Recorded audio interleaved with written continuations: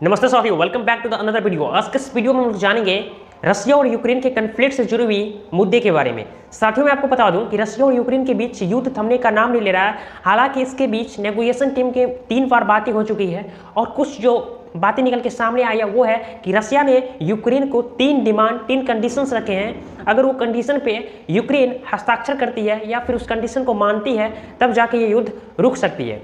साथ ही मैं आपको बता दूं कि युद्ध लगभग 15 दिन से चल रहे हैं और इसमें तकरीबन 12,000 की संख्या में रशियन सैनिक मर चुके हैं। यूक्रेन के भी बहुत सारे लोग मरे, बहुत सारे सिविलियंस वहां पे मिलियंस की संख्या में यूक्रेन को छोड़ के भाग चुके हैं। हालांकि अभी तक रशिया यूक्रेन के कैपिटल कीव पे कब्जा नहीं कर पाई है, लेकिन पूरी तरह से आप बोल सकते हैं कि यूक्रेन को बर्बाद भी कर चुकी है। और वहीं पे अगर हम रशिया की बात करें तो यूक्रेन के कारण रशिया पे इतने सारे सैंक्शन लगे हैं। आपको बता दूं, उन्हें स्विफ्ट से बैन कर दिया गया, उसके ऊपर ऑयल इंपोर्ट पे सैंक्शन लगा दी गई। उसके यहाँ से सारी कंपनी, जितनी भी अमेरिकन कंपनी थी, वो चाहे डोमिनोज हो, मैकडोनल्ड्स हो या फिर एप्पल हो, यहाँ तक कि सारी कंपनी जो अमेरिकन थी वो सारी कंपनी रशिया को लीव कर चुकी है। रशिया की जो रूबल करेंसी थी वो घट के आधी पर आ गई है, आधी वैल्यू उसकी हो गई है और वहाँ की इकोनॉमी पूरी तरह से गिर चुकी है।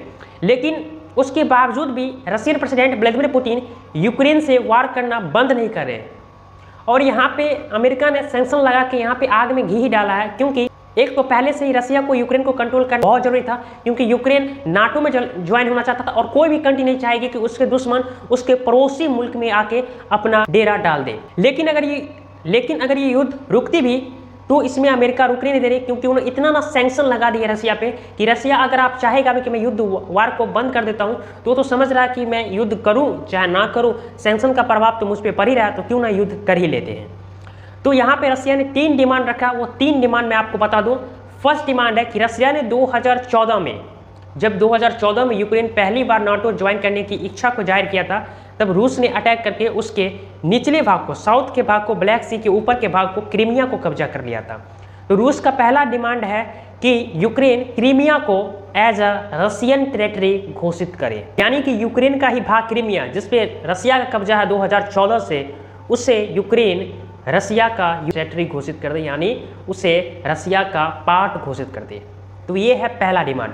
दूसरी डिमांड की बात करें साथियों तो वो है जो इस युद्ध में 2 सेपरेटिस्ट पार्ट कर दिए गए थे यूक्रेन के, एक को डोनेट्स्क और इसको लुहांस्क कर दिया था, उसे यूक्रेन एक रिपब्लिक घोषित करे। इट मीन्स उसे एक स्वतंत्र देश घोषित करे यूक्रेन। और जो तीसरी डिमांड है रशिया का वो है कि यूक्रेन रशिया को रिटन स्टेटमेंट दे कि वो अभी और इन द फ्यूचर नाटो को या फिर यूरोपियन यूनियन के किसी भी कंट्री के किसी भी ग्रुप को ज्वाइन नहीं करेगा। क्योंकि आपको तो पता ही है कि रशिया और यूएसए का तो कभी बना नहीं, और यूएसए ने जानबूझ के नाटो को बनाया कि वह रशिया को डिफीट कर सके, रशिया पे दबाव बना के रख सके, रशिया को सुपर पावर ना बनने दे। और यही कारण है कि जब यूक्रेन नाटो में ज्वाइन होने की अपनी इच्छा जाहिर करता है, एक बार तो कर ही चुका था 2014 में और फिर करता है, तब रशिया ने पूरी तरह से इस पर चढ़ाई कर दी।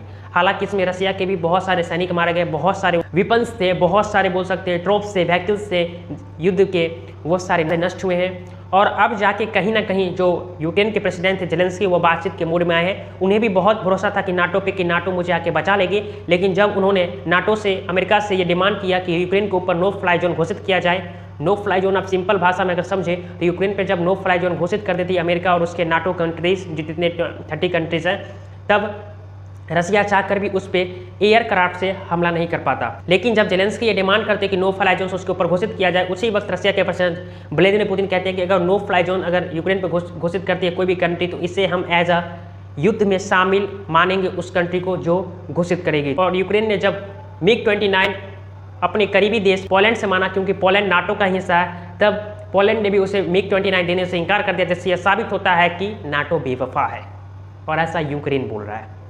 तो हालांकि देखिए, ये 3 कंडीशन अगर यूक्रेन मानती है तो युद्ध रुक सकती है, नहीं तो ये युद्ध ऐसे ही चलेगी और इसमें यूक्रेन और रशिया दोनों बर्बाद होंगे और तो किसी को कोई फर्क पड़ने वाली है नहीं। तो आप इस वीडियो में समझ गए होंगे रशिया के 3 कंडीशंस, 3 डिमांड, जो कि अगर यूक्रेन मानती है तो ये युद्ध रुक सकता है, अन्यथा आप भी देख रहे हैं, हम भी देख रहे हैं और दुनिया भी देख रही है। मिलते हैं फिर नेक्स्ट वीडियो में, तब तक के लिए आप सभी का बहुत बहुत धन्यवाद।